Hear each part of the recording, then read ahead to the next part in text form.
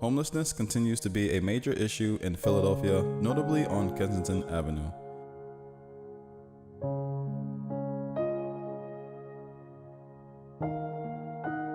In the city, approximately 5,700 people are considered homeless, with approximately 950 of them being unsheltered.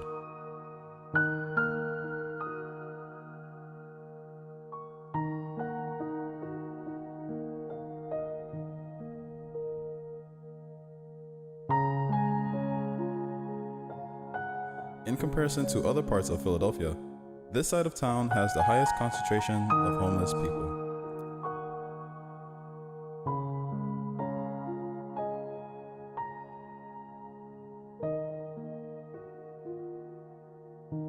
Homelessness is caused by a variety of factors, including poverty, inability to afford a place to live, and falling outside of the system, all of which makes meeting housing requirements more difficult.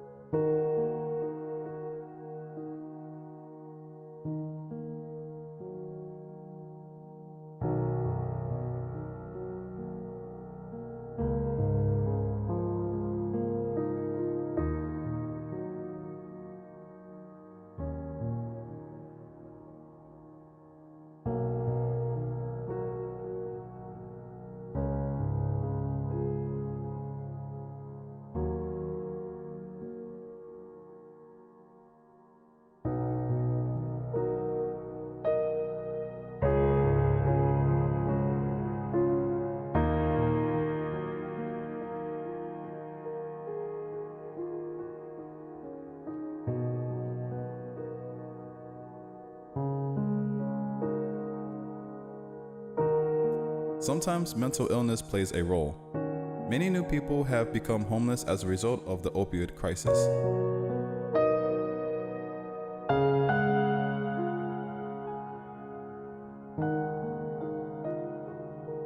Although the homeless population is spread throughout Philadelphia, including Center City, and across the country, Kensington Avenue has the highest number of homelessness.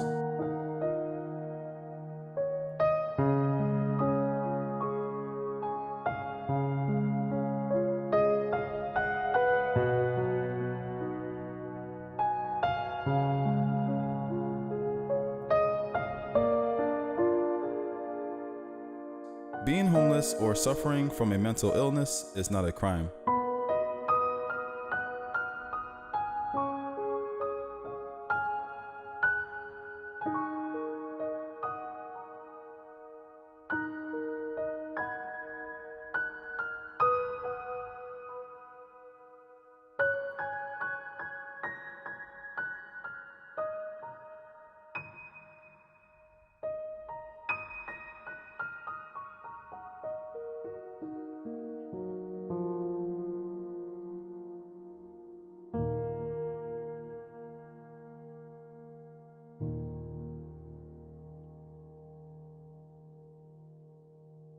It is also not illegal to sit, occupy, or sleep in public places.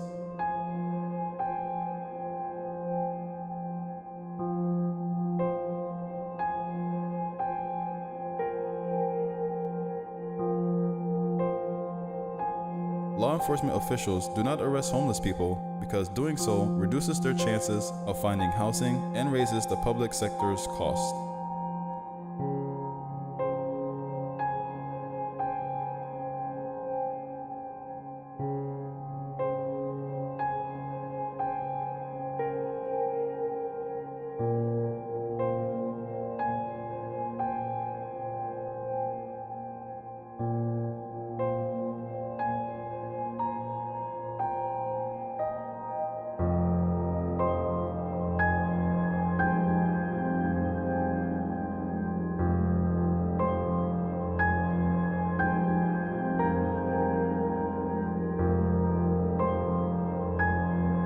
enforcement officers are always looking for ways to help those in need of a place to live, while also protecting the rights of residents, businesses, and visitors.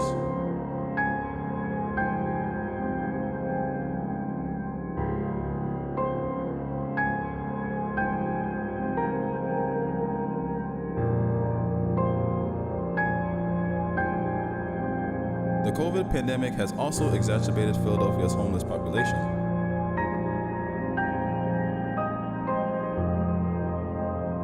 In addition to dealing with a massive increase in the number of homeless people in Philadelphia, there has been an increase in drug consumption.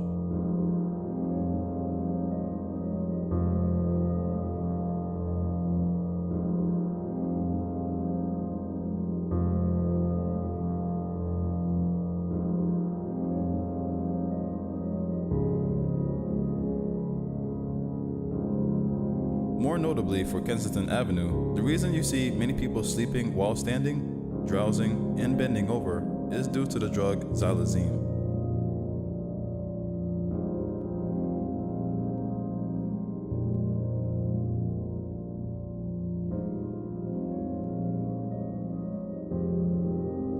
Xylazine is a sedative with analgesic and muscle relaxant properties that are used in veterinary medicine.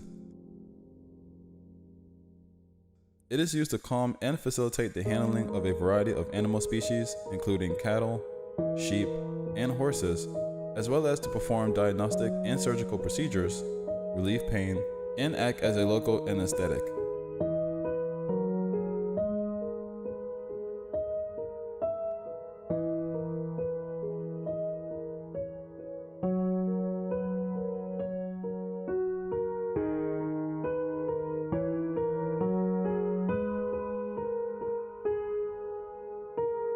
In Philadelphia, xylazine began to gain popularity in the mid-2010s.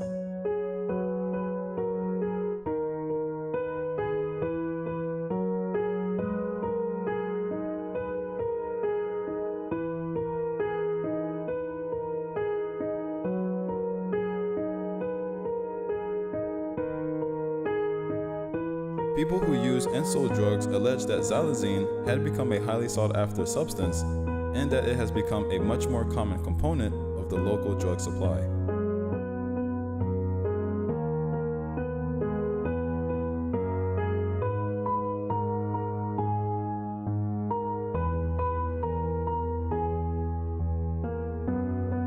The reports from Philadelphia, as well as hints that xylazine was apparent in other parts of the country, prompted the researchers and colleagues to try to track the drug's spread across the continental United States. Xylazine was found in 0.36% of overdose death in 2015, according to research. It increased to 6.7% by 2020.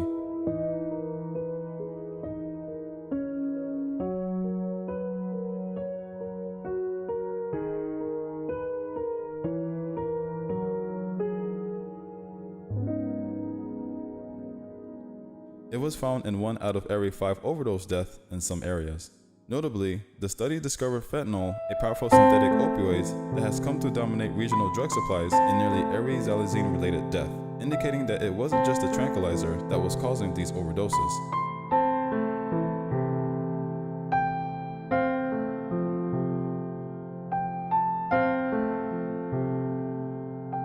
Experts are still trying to understand the risk of xylazine, but they are concerned that the drug, which is not an opioid but acts as a sedative, may increase the chances of fatal overdose when combined with opioids like fentanyl because it can exacerbate the respiratory depression caused by opioids.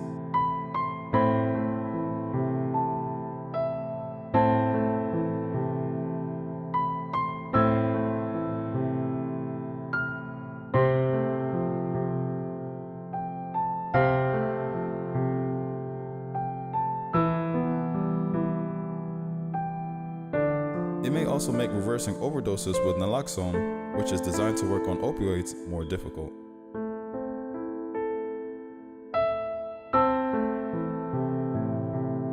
The drug overdose crisis in the United States has been steadily worsening and is now killing more than 100,000 people per year.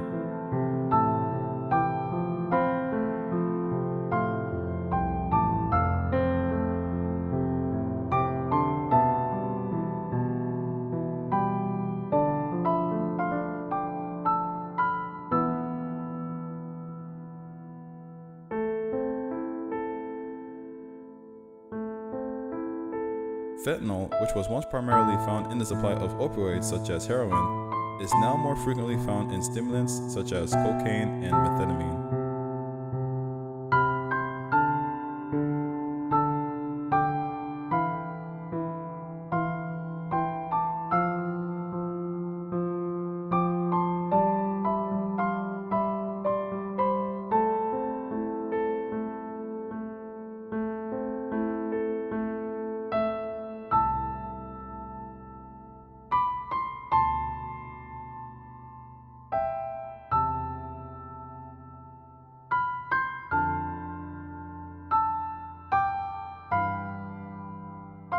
Right now, the drug supply is a complete mess.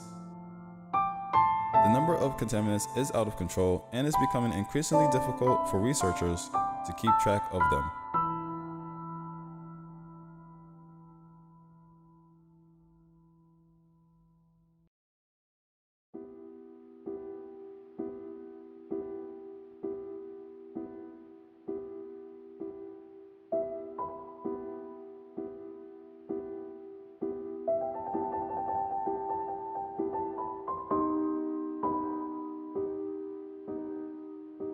What is happening now is people are not buying what they believe that they are buying, or they are unaware of what they are buying.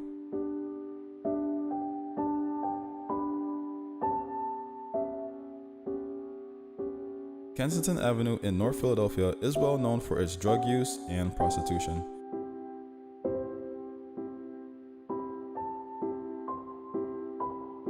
There are many people living on Kensington Avenue who are college graduates with a bachelor or even a master's degree.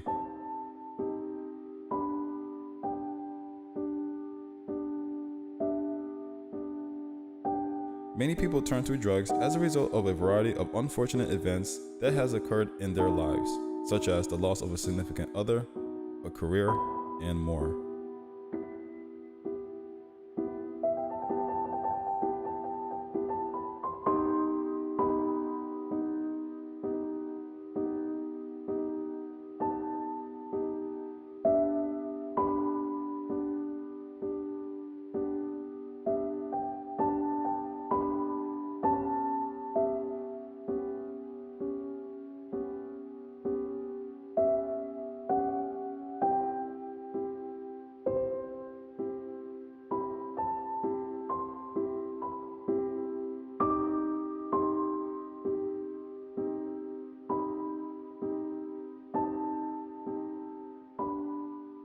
It is extremely difficult to explain addiction. It can be difficult, especially as a concerned loved one, to explain to yourself and others how your child, partner, or sibling became addicted to drugs.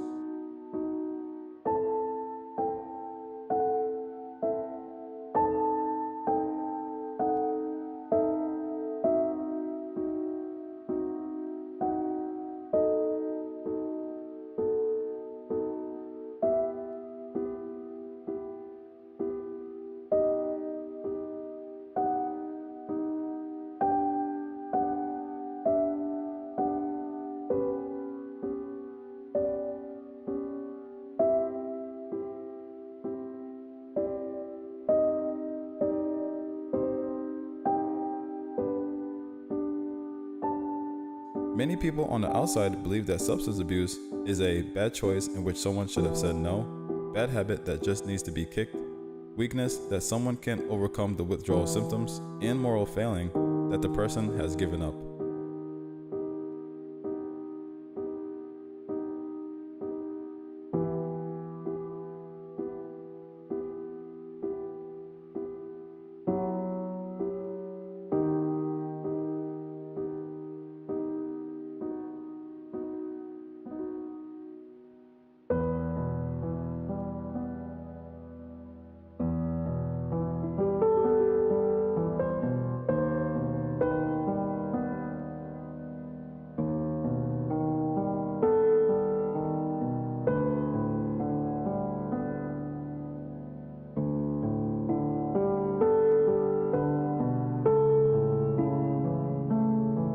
In reality, drug addiction is none of the above.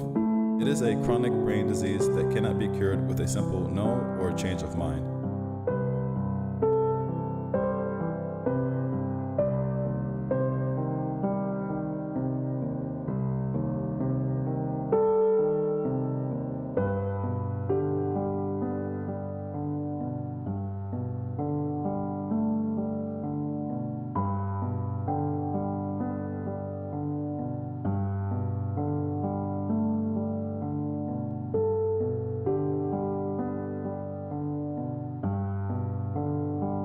is critical to recognize this before asking, why do people become addicted to drugs?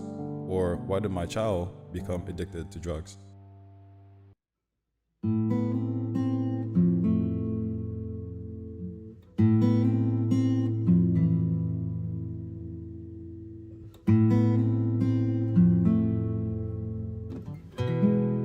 More than likely, you may have additional questions such as, how did this happen? Your loved ones may have been properly raised with a strong moral foundation or in a good home, but they can still begin using drugs.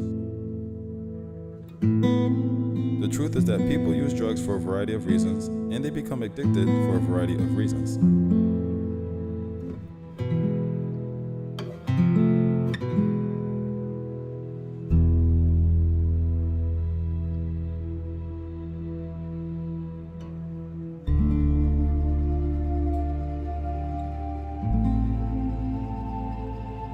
It is critical that for the individual not to blame themselves or the loved one before you have thoroughly investigated the situation.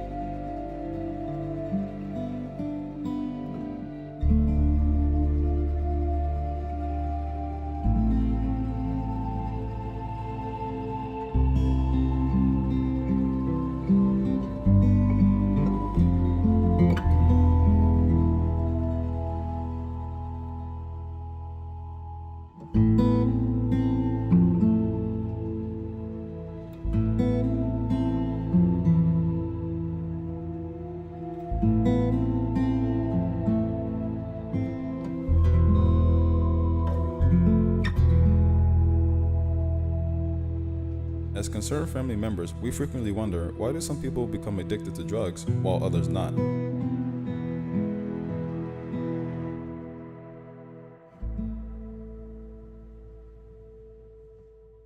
This is a valid question, and many drug users don't believe they'll become addicted. The truth is that anyone can become addicted to drugs, and there are a variety of factors that make them more vulnerable.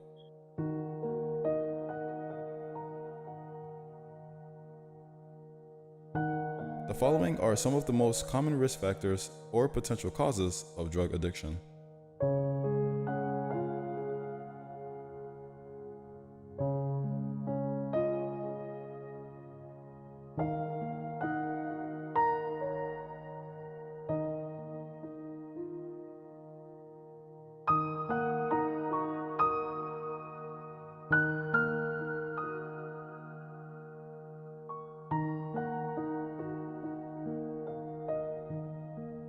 One, early life stressors such as being abused or witnessing trauma.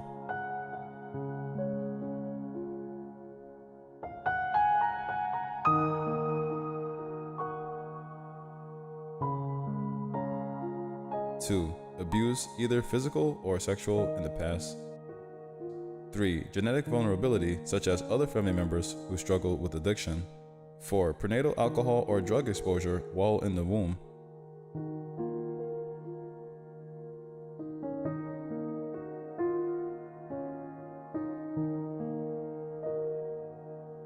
5. Lack of parental supervision or monitoring during adolescence. Peer pressure from friends or social circles, or association with drug-using peers.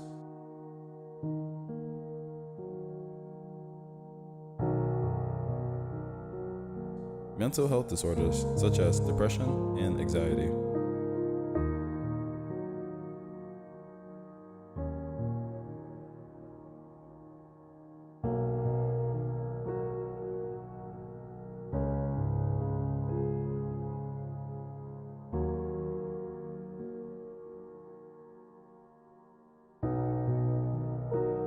A person's susceptibility to addiction can be influenced by a combination of genetic and environmental factors.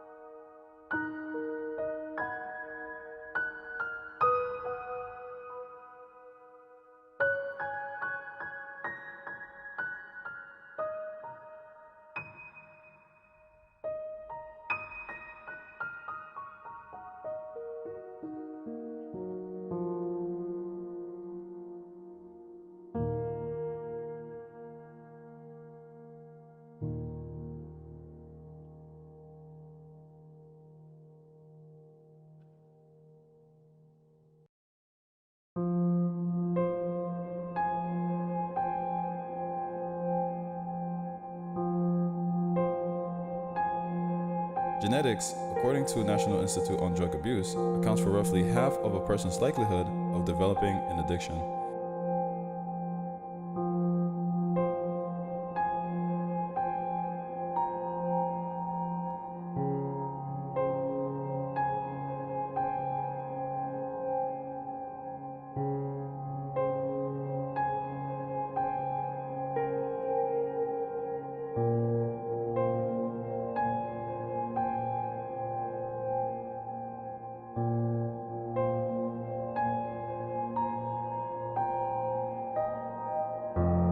As a result, environmental risk factors such as stress, trauma, abuse, a lack of education, low-income neighborhoods, and high school parties play an important role.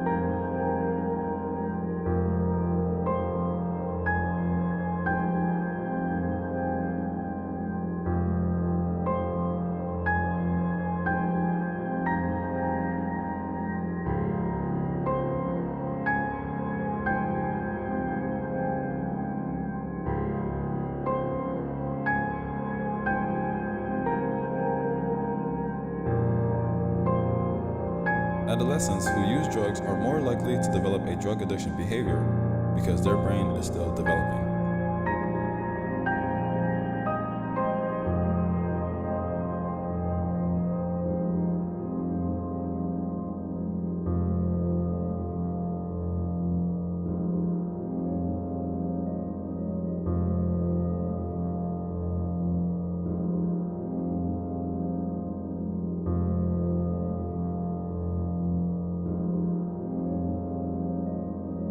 Exposing the brain to drugs during this critical period can result in long-term brain changes and an increased risk of dependency later in life.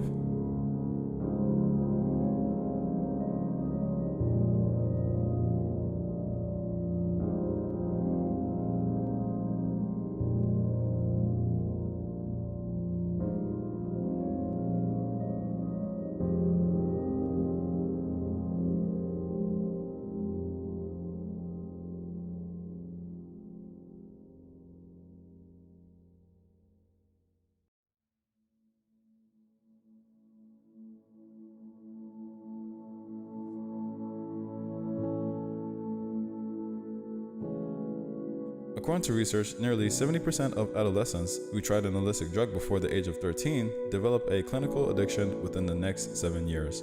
Those between the ages of 18 and 25 are also at high risk as their brains mature.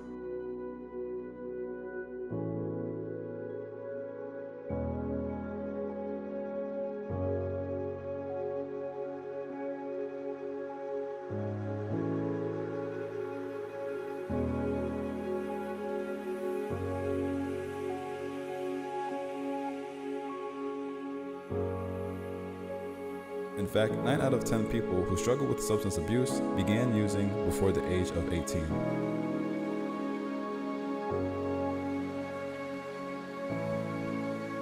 Science has contributed to a better understanding of how drug abuse affects people and how addiction develops over time.